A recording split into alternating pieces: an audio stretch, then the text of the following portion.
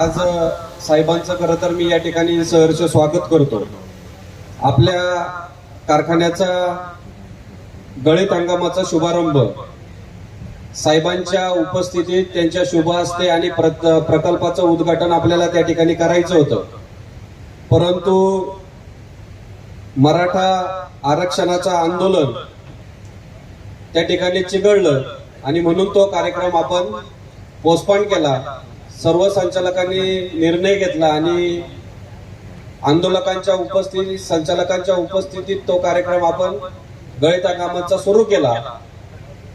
परंतु सगळ्यांची इच्छा अशी होती का साहेबांच्याच हस्ते या प्रकल्पाचं उद्घाटन करायचंय, कारण ज्यांनी संपूर्ण हयात आपली शेतकऱ्यांच्या सर्वसामान्यांच्या जनतेसाठी या ठिकाणी खर्ची लावली, शेतकऱ्यांच्या ज्या अडचणी आल्या, जे प्रश्न आले ते सोडवण्याचा खरं तर पवार साहेबांनी त्या ठिकाणी प्रयत्न केला आणि म्हणून पवार साहेबच या कार्यक्रमाला उपस्थित राहिले पाहिजे असा आमचा सर्व संचालक मंडळाचा, सर्व शेतकऱ्यांचा अट्टास होता. म्हणून खऱ्या अर्थानं हा कार्यक्रम आपण उशिरा घेतला आणि हा कार्यक्रम लोकार्पण सोहळा आपण साहेबांच्या उपस्थितीत या ठिकाणी संपन्न करतोय.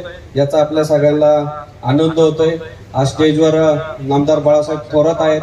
साहेब खरं तर माजी महसूल मंत्री, साहेब कृषी मंत्री, राज्याचे कृषी मंत्री असताना शेतकऱ्यांचे अनेक प्रश्न, अनेक अडचणी आणि शेतकरी हिताचे अनेक निर्णय त्यांनी या ठिकाणी घेतलेले आहेत. खासदार अमोल कोल्हे या ठिकाणी स्टेजवर उपस्थित आहेत. आपण बघितलं का खासदार झाल्यापासून खासदार साहेबांनी अनेक मोठमोठे प्रोजेक्ट असतील, अनेक मोठे प्रश्न मार्गी लावायचं काम त्यांच्या माध्यमातून त्या ठिकाणी झाले. हे सगळेच मान्यवर स्टेजवर उपस्थित आहेत. आमचे बंधू अतुल शेठ बेनके या ठिकाणी स्टेजवर उपस्थित आहेत. त्याचबरोबर स्टेजवर माजी आमदार बाळासाहेब दांगट असतील, शरददादा सोनवणे असतील, आशाताई असतील, माऊली शेठ असतील, ही सर्व मंडळी खरं तर कारखान्याच्या हिताच्या दृष्टीने अनेक प्रश्न मार्गी लावायचा प्रयत्न किंवा सोडवण्याचा प्रयत्न या ठिकाणी करत असतात. आज कारखान्याची परिस्थिती अतिशय चांगल्या पद्धतीचं आपलं कृषी या ठिकाणी चालू आहे. आज 4-4.5 लाख टनाचा गाळप आपण या ठिकाणी केलेला आहे. 10.46% उतारा आपण या निमित्ताने या ठिकाणी ठेवलेला आहे. चांगली दुष्काळाची परिस्थिती आहे. पूर्व हंगामी सोरीची लागवडी शेतकऱ्यांनी या ठिकाणी केलेली पाहिजे. आज दुष्काळाची परिस्थिती, पाऊस कमी असताना आपण पाहिलं का आम्हाला सुद्धा वाटलं गाळप अतिशय कमी प्रमाणात होईल. कारखान्याचं गाळप 7 लाखाच्या पुढे जातंय की नाही आमच्या सर्व संचालक मंडळाच्या पुढे प्रश्न होता. परंतु उताचं टनेज आता सुद्धा आपला शेतकरी एक चांगल्या पद्धतीचं टनेज काढतो. कारखान्याच्या माध्यमातून त्याला वेळोवेळी मार्गदर्शन करायचं, बेने पुरवठा करायचा, रोप पुरवठा करायची किंवा सिंचनाच्या योजना त्याला द्यायच्या, हिरवळीची खतं द्यायची, ताक द्यायचा, दंचा द्यायचा, खतं पुरवायची, त्यांना प्रशिक्षण द्यायचं, प्रोत्साहनपर त्यांना बक्षिसं द्यायची, असे विविध उपक्रम आम्ही कारखान्याच्या माध्यमातून राबवत असतो. आणि त्यामुळं शेतकरी सक्षम झाला पाहिजे हा दृष्टिकोन आमच्या सगळ्यांच्या डोळ्यासमोर. आपण जर पाहिलं तर आज ज्या डिस्लरीचं आपण उद्घाटन या ठिकाणी केलेले, 2005 साली अल्फा लावाची 30 KLPDची डिस्लरी आपण या ठिकाणी उभी केली. आणि नंतरच्या काळात ज्या वेळेला आता केंद्र शासनाने एक प्रोत्साहन दिलं की इथेनॉलचा तुम्ही उभा केला पाहिजे, प्रकल्प उभे केले पाहिजे, जेणेकरून पेट्रोलमध्ये 5% ब्लेंडिंग वरून 10% पर्यंत आता सुरुवात झालेली आणि 2025ला 20% ब्लेंडिंगचं धोरण हे आता सरकार त्या ठिकाणी अवलंबतंय. म्हणून कारखाने इथेनॉलचे प्रोजेक्ट या ठिकाणी चालू केले. 30 KLPDची डिस्लरी आपण त्यावेळेला चालू केली होती. आता 35 KLPDची डिस्लरी आपली या निमित्ताने या ठिकाणी उभी राहते आणि नक्कीच याचा फायदा हा कारखान्यातील शेतकऱ्यांना अधिकचा बाजारभाव देण्यासाठी आपल्याला या निमित्तानं त्या ठिकाणी होणार आहे. साखरेचं प्रोडक्शन कमी होत चाललेले आहे. खरं तर वेळोवेळी साहेब शेतकऱ्यांच्या दृष्टीने, कारखानदारीच्या दृष्टीने, सहकार्याच्या दृष्टीने अनेक वेळेला आपण पाहिलेला असेल की त्या ठिकाणी प्रश्न मांडायचा प्रयत्न साहेबांच्या माध्यमातून त्या ठिकाणी झाला. 65,000 प्रति लिटर दिन क्षमतेची ही डिस्लरी आज सी मोलॅसिस जर केलं तर 85,000 लिटर प्रतिदिन आपण चालवत असतो आणि बी पासून 1 लाख लिटर प्रतिदिन आपण आज या डिस्लरीचं कामकाज त्या ठिकाणी आपलं चालू आहे. खरं तर विघ्नर सहकारी साखर कारखान्याच्या स्थापनेपासून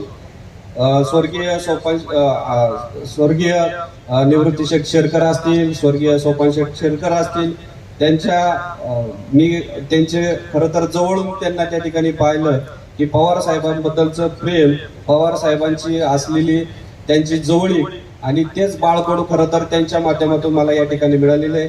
आणि साहेब ज्या वेळेला खरं तर कारखान्याच्या संदर्भात असतील, शेतकऱ्यांच्या वरती ज्या अडचणी येतील त्या मांडण्याचा प्रयत्न त्यांच्या माध्यमातून त्या ठिकाणी करण्यात आला. साहेबांनी त्या अडचणी सोडवल्या.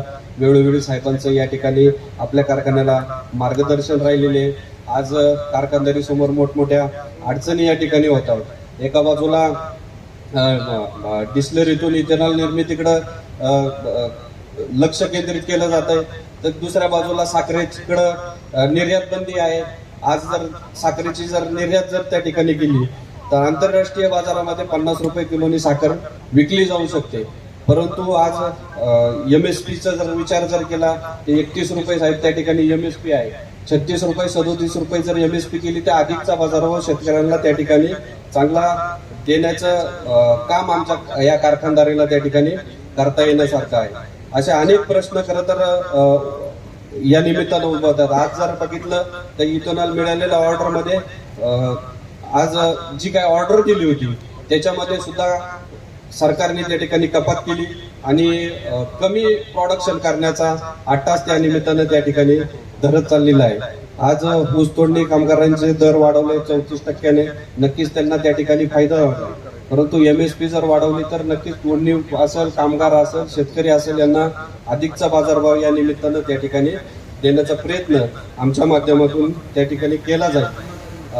त्याचबरोबर आता जर पाहिलं असेल तर PP बॅग मध्ये आपण साहेब त्या ठिकाणी हा एक महत्वाचा विषय आहे. PP बॅग मध्ये आपण साखर पॅकिंग करतो, परंतु केंद्र शासनाने 20% साखर ही कुठल्या परिस्थितीत ज्यूट बॅग मध्येच तुम्ही पॅक केली पाहिजे.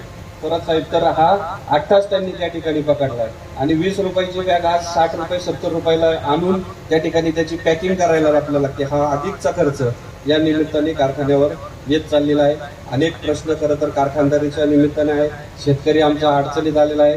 कांद्याचा मोठा प्रश्न आहे. कांद्याची निर्यात या निमित्ताने त्या ठिकाणी होत नाही.